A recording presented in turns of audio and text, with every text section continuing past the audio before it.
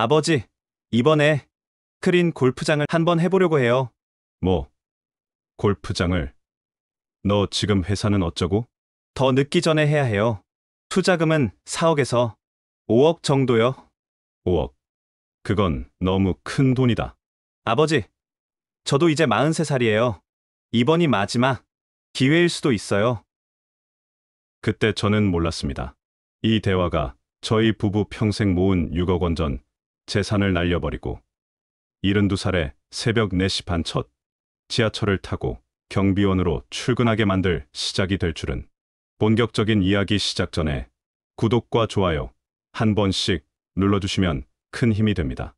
가족이나 친구들에게 영상 공유를 해주시면 나눌수록 행복은 2배가 됩니다. 제 이름은 김성우입니다. 올해 72세고 국내 주요 은행에서 30년 넘게 일하다가 지점장으로 퇴직한 평범한 직장인이었습니다. 저희 부부는 평생을 검소하게 살았습니다. 사치라고는 모르고 은행에서 받는 급여의 상당 부분을 늘 적금으로 넣고 연금도 안전하게만 관리해왔습니다. 그렇게 30년 넘게 모은 돈이 6억 원이었습니다. 요즘 같은 세상에 6억이 많은 돈은 아니지만 평범하게 살아온 저희 같은 부부에게는 정말 소중한 노후 자금이었습니다. 하지만 지금 저는 매일 새벽 4시 반에 알람이 울리면 일어나서 첫 지하철을 타고 제가 30년 넘게 일했던 그 은행 본점으로 출근하고 있습니다. 다만 이번엔 정장이 아닌 경비복을 입고 말이죠. 한때는 지점장이라는 직책으로 수십 명의 직원들을 이끌고 깔끔한 정장을 입고 고객들과 미팅을 하고 지역 상권의 유지들과 골프도 치며 인맥을 쌓던 그런 사람이었습니다. 대출을 원하는 고객들이 저에게 좋은 인상을 남기기 위해 노력하던 그런 위치에 있던 사람이었죠. 그런 제가 어떻게 70을 넘은 나이에 다시 직장을 구해야 하는 신세가 되었을까요? 평생 모은 6억 원이 어떻게 1년도 안 되어 사라져버렸을까요? 이 모든 것의 시작은 작년 봄날 아들 준호가 집에 찾아온 그 하루였습니다. 준호는 저희 외동아들로 올해 43세입니다. 결혼한 지 5년 되었고 중견기업에서 부장으로 일하며 15년 차 직장인의 안정된 삶을 살고 있었습니다. 평소에 바빠서 연락도 잘 안 하던 아이가 그날은 과일 선물에 제가 좋아하는 롤케이크까지 사들고 집에 나타났습니다. 뭔가 부탁할 일이 있구나 하는 예감이 들었죠. 더 늦기 전에 한번 시작해보고 싶습니다. 요즘은 아버지 세대와 달라서 한 회사에 평생 다닐 수가 없어요. 설령 정년까지 버틴다 해도 요즘은 퇴직 후에 30년 이상을 더 살아야 하는 시대잖아요. 미리 준비하지 않으면 나중에 할 수 있는 게 아무것도 없어서 결국 퇴직금으로 치킨집이나 카페 차리는 게 다예요. 그런데 그런 걸로 성공한 사람은 거의 못 봤어요. 준호의 말에는 나름의 논리가 있었습니다. 아내도 조용히 아들의 이야기를 듣고 있었고요. 한참 동안 설명이 계속되었습니다. 최근 골프 인구가 급증하고 있고 특히 실내 스크린 골프장 시장이 급성장하고 있다는 이야기였습니다. 준호가 알아본 신도시 외곽의 상업지구에 좋은 입지의 매물이 나왔고 주차 공간도 충분하며 시설만 제대로 갖추면 빠른 시일 내에 투자금 회수가 가능하다고 했습니다. 특히 준호가 벤치마킹한 다른 스크린 골프장은 월 매출이 3천만 원까지 나온다고 하더군요. 저는 속으로 계산을 해봤습니다. 월 3천만 원이라면 순이익이 1천만 원 이상은 될 것이고 그렇다면 5, 6년 안에 투자금을 완전히 회수할 수 있다는 계산이 나왔습니다. 그럼 초기 투자 비용은 얼마나 드는데? 대략 4억에서 5억 정도입니다. 시설 장비, 인테리어, 보증금 모든 걸 합쳐서요. 그 순간 저는 말문이 막혔습니다. 5억이라니 저희가 평생에 걸쳐 모은 돈의 대부분이었습니다. 아들아, 그건 너무 큰 돈이다. 사업이 아무리 잘 된다고 해도 혹시 실패하면 어떻게 하려고? 우리도 노후를 생각해야지. 그러자 준호가 제 눈을 똑바로 쳐다보며 말했습니다. 아버지, 저도 이제 43살이에요. 더 이상 회사에서 승진을 기대하기도 어려운 나이고요. 이번이 정말 마지막 기회일 수도 있어요. 어차피 언젠가는 퇴직하게 될 텐데 미리 준비하는 게 나을 것 같아요. 준호의 말에서 진심이 느껴졌습니다. 어느 정도 이해가 되는 부분도 있었고요. 하지만 저는 쉽게 고개를 끄덕일 수가 없었습니다. 며칠만 시간을 줘. 아버지가 좀 더 생각해 볼게. 그날 밤 아내와 늦은 시간까지 이야기를 나눴습니다. 여보, 당신 생각은 어때? 아내는 잠시 생각하더니 이렇게 말했습니다. 아이, 표정이 너무 간절해 보이더라. 상황도 이해가 되고. 설마 우리 아들이 그 돈을 함부로 날릴까? 그 말에 마음이 흔들렸지만 저는 여전히 망설여졌습니다. 결국 며칠 뒤 준호에게 전화를 걸어 이렇게 말했습니다. 아들아, 미안하다. 5억은 너무 크다. 아버지 생각에는 1억 정도부터 작게 시작할 수 있는 걸 찾아보는 게 좋겠다. 그때 준호는 말없이 제 말을 받아들였지만 목소리에는 깊은 실망이 묻어났습니다. 저는 그 순간 제가 옳은 판단을 했다고 생각했습니다. 며칠이 지난 후였습니다. 아내가 평소와 달리 말이 없어지고 뭔가 생각에 잠겨 있는 모습이 자주 보였습니다. 밥을 먹을 때도 집중하지 못하고 TV 앞에 앉아 있어도 멍하니 있더라고요. 여보, 어디 아파? 요즘 왜 이렇게 말이 없어? 아니야. 그냥 날씨가 후끈해서 그런가 봐. 하지만 아내의 표정을 보면서 뭔가 숨기는 게 있다는 느낌이 들었습니다. 아내가 이렇게 조심스러워할 때는 분명 말하지 못하는 뭔가가 있다는 뜻이거든요. 그런데 며칠 뒤 제 휴대폰에 문자 메시지가 왔습니다. 3천만 원 출금 완료라는 내용이었습니다. 그 순간 숨이 막히는 기분이 들었습니다. 여보, 이게 뭐야? 누가 3천만 원이나 뽑았어? 아내는 당황한 듯한 표정으로 대답했습니다.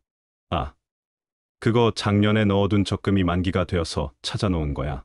우리가 3천만 원짜리 적금이 있었나? 당신이 모를 수도 있지. 내 이름으로 넣어둔 거니까. 뭔가 어색한 웃음이었지만 저는 더 묻지 않았습니다. 아내가 거짓말할 사람은 아니라고 믿고 싶었으니까요. 그런데 며칠 뒤 또 다른 문자가 왔습니다. 1억 원 송금 완료.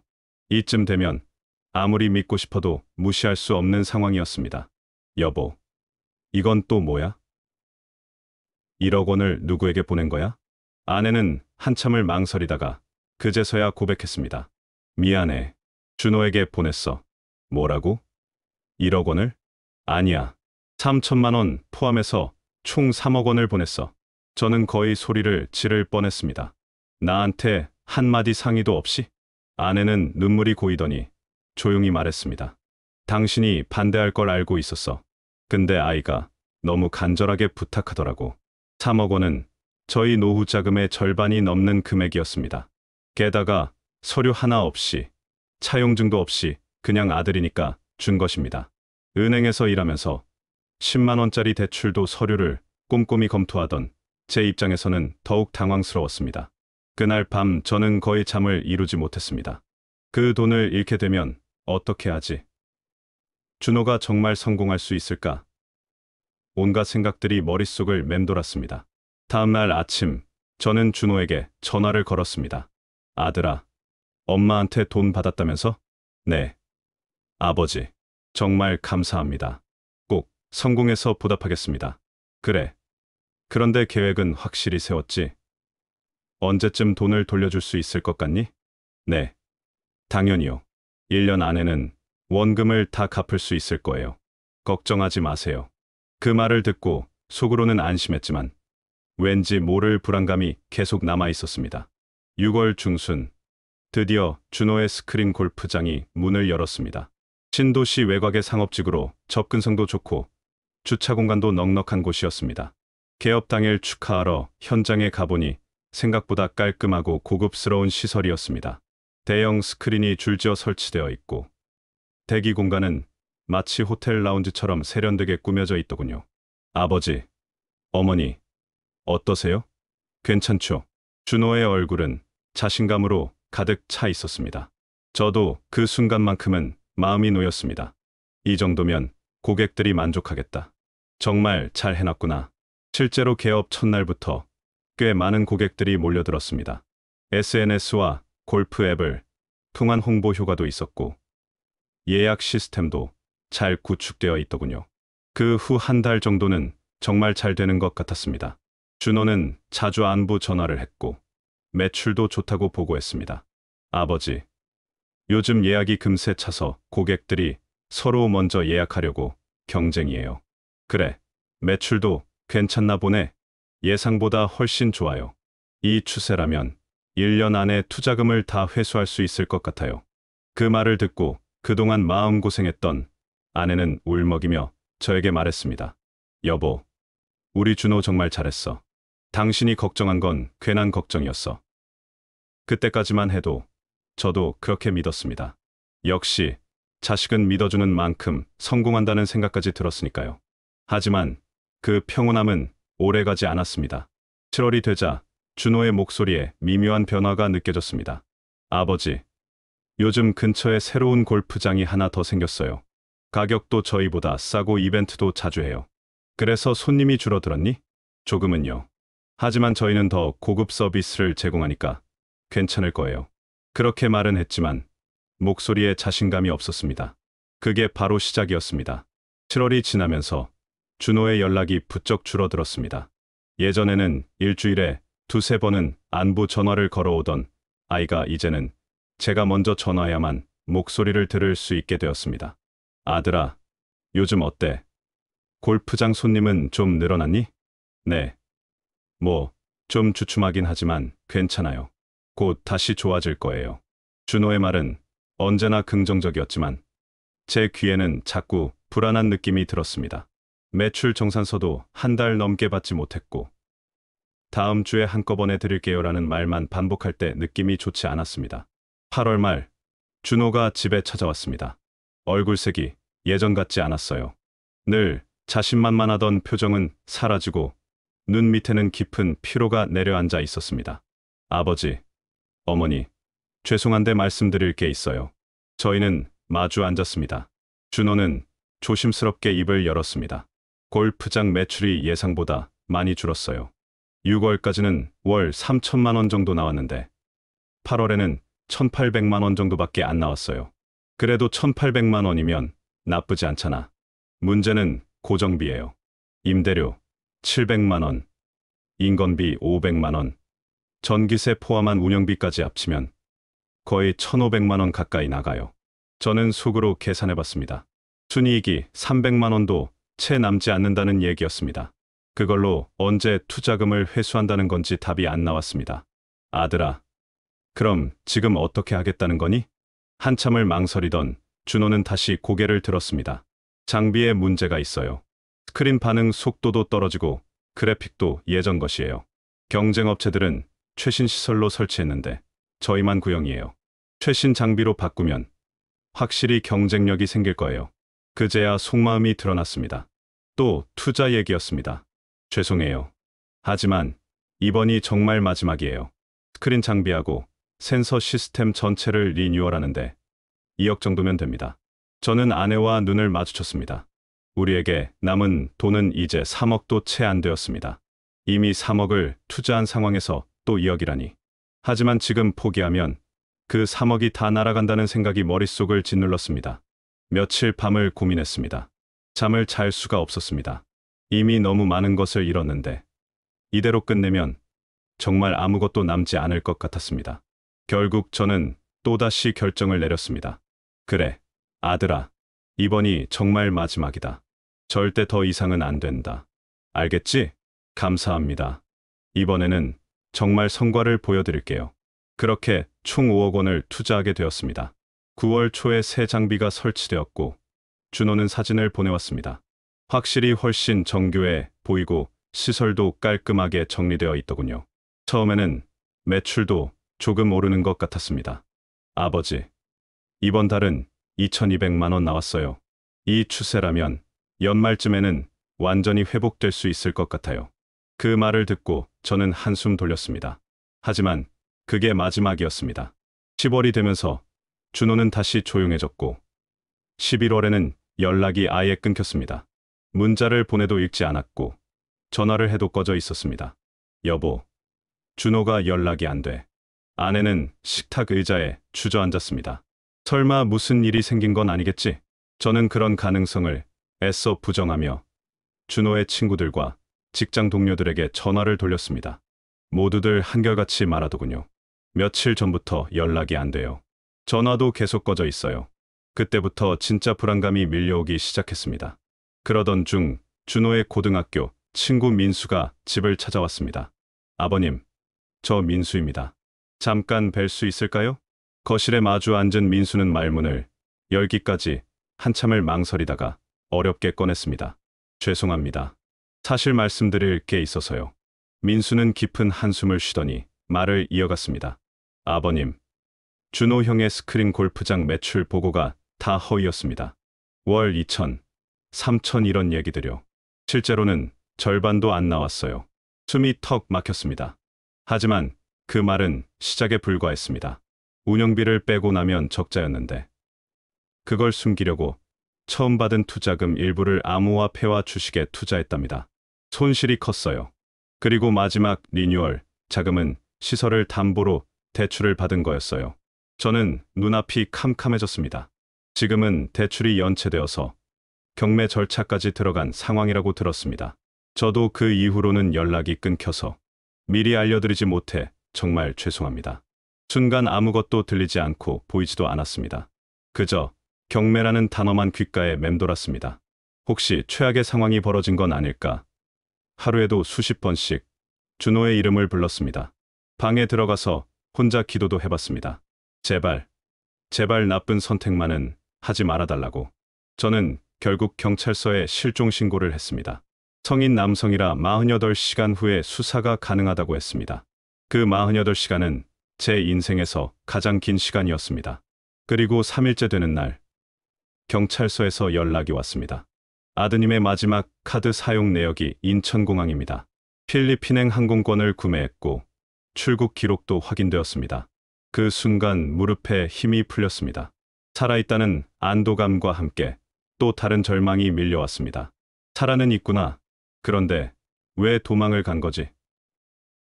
준호가 짐을 싸서 도망가는 모습을 생각하니 혼자서 얼마나 마음고생을 했을까 하는 걱정이 먼저 밀려왔습니다. 원망보다는 안타까운 마음이 앞서는 게 부모란 자식 앞에서는 어쩔 수 없나 봅니다. 아내는 하루 종일 아무 말 없이 창가에 앉아 있었습니다. 저는 그냥 멍하니 은행 통장을 들여다봤습니다. 마지막 잔고 2,300만 원. 그게 저희 전 재산이었습니다. 그 다음날 아침 저는 아내에게 말했습니다. 여보, 우리 집을 정리해야 할 것 같아. 그래야겠지. 이제 감당할 수 없잖아. 30년을 함께한 집이었지만 이제 그 집이 짐이 되어버렸습니다. 5억 원이라는 노후 자금이 사라진 뒤로 매달 120만 원이 넘는 대출 이자도 버거운 수준이었으니까요. 집을 내놓고 한 달 뒤에 겨우 매매가 성사되었습니다. 집값이 약간 올라서 대출을 갚고 나니 손에 남은 돈은 1억 원 남짓이었습니다. 하지만 그 돈으로는 서울 근교에서 제대로 된 집을 구하기가 거의 불가능했습니다. 그러다 겨우 찾은 게 17평짜리 다세대 주택 반지하였습니다.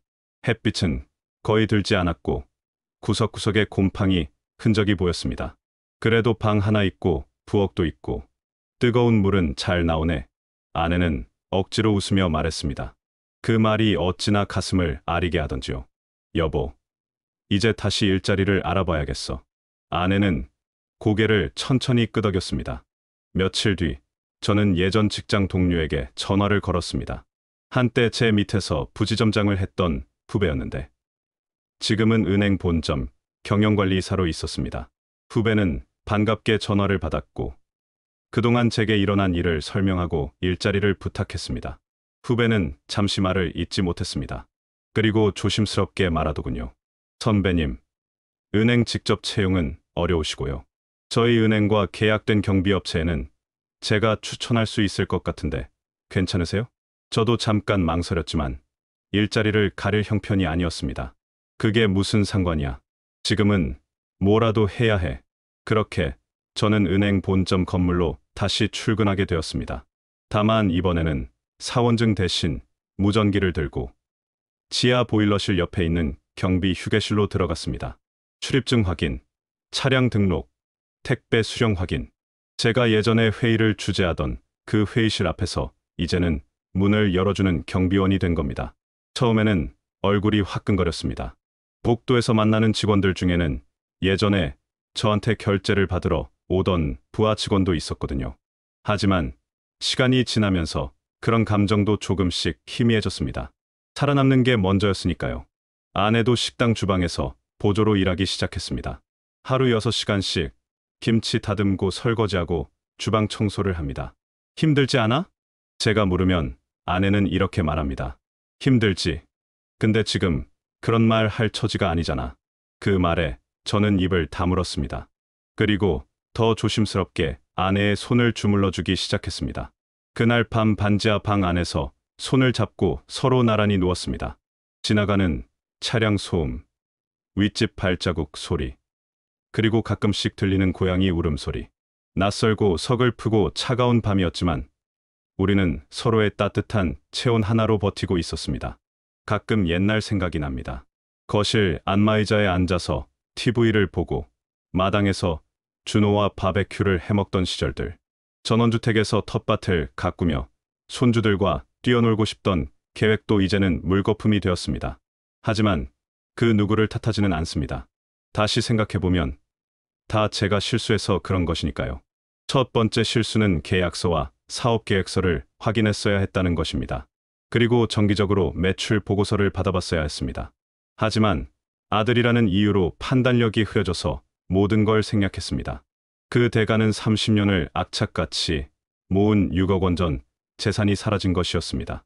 더 큰 실수는 따로 있었습니다. 처음 손해를 봤을 때 한 번만 더 믿어보자는 마음으로 추가 투자를 했던 것. 그게 아니라 거기서 멈췄어야 했습니다. 손실을 회복하겠다는 생각으로 더 투자하면 그건 투자가 아니라 도박입니다. 그리고 도박은 언제나 모든 것을 앗아갑니다. 마지막으로 지금 이 순간에도 힘든 시간을 견디고 계신 분들이 있으시다면 이 말을 꼭 전하고 싶습니다. 무너지지 마세요. 저 같은 사람도 살아가고 있습니다. 비록 반지하에서 다시 시작하는 삶이라도 의지만 있다면 다시 살아갈 수 있습니다. 저는 오늘도 새벽 4시 반에 일어나서 첫 지하철을 타고 은행 본점 출입구 앞에 섭니다. 아내는 주방에서, 저는 출입문 앞에서 하루하루를 버텨나갑니다. 이게 우리가 다시 시작한 삶입니다. 그리고 절대 잊지 마세요. 자식에게 주는 사랑은 조건이 없을 수 있지만 아무리 자식에게 하는 투자라도 투자에는 반드시 조건이 필요합니다. 그게 진짜 가족과 자식을 지키는 길입니다. 끝까지 시청해 주셔서 감사하고 오늘도 구독과 좋아요 부탁드립니다.